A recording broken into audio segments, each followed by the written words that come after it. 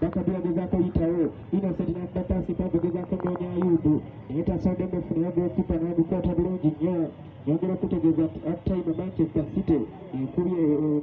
nagwo gumaze ne guggwa finale but Manchester City erina goozi ziri bbiri ne Fulham erina goolo emu waddanaavu n'atabira one bakulengeza Abibu n'amutomera negwakugula okulungi okosha 21 Wananta n'abigula abasajja bano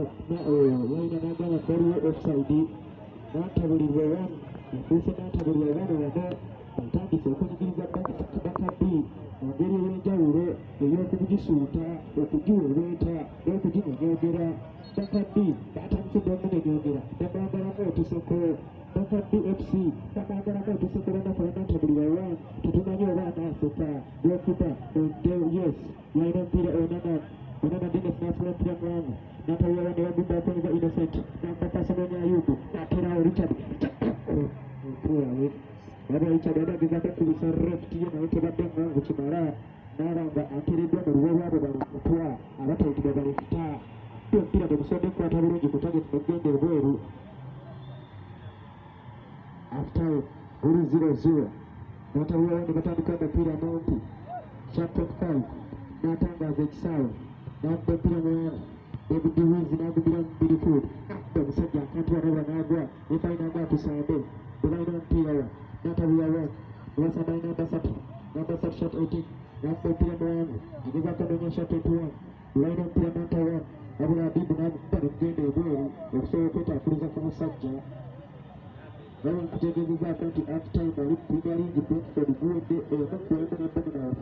Tottenham goozi bbiri ate nga banafabani egoolo emu ate Akif n'atomera omupiira Tottenham yalina omupiira wanaenda okusajja Anafanata amantu wano waba goalkeeper amanyiddwa nga Onyango gwe bakazaako erya Onana omupiira n'agulisiivinga bulungi nnyo Chelsea ne Nottingham gukyali 0-0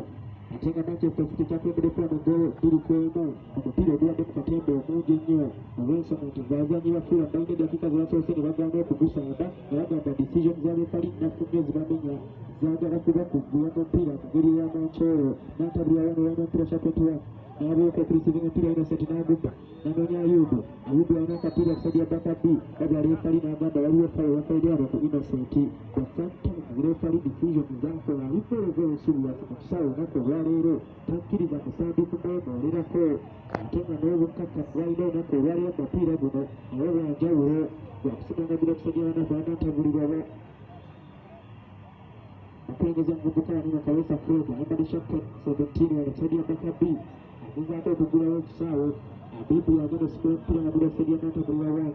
Mugambe gwatandise okukakkana ate nga gwatandise ne pressure n'asiba omupiira mwangu Abibu n'atabulirwa one nibalisiivinga bokka Ayubu yalina omupiira bokisi y'anatawana abanatabo banyaka bano Richard negugenda ebweru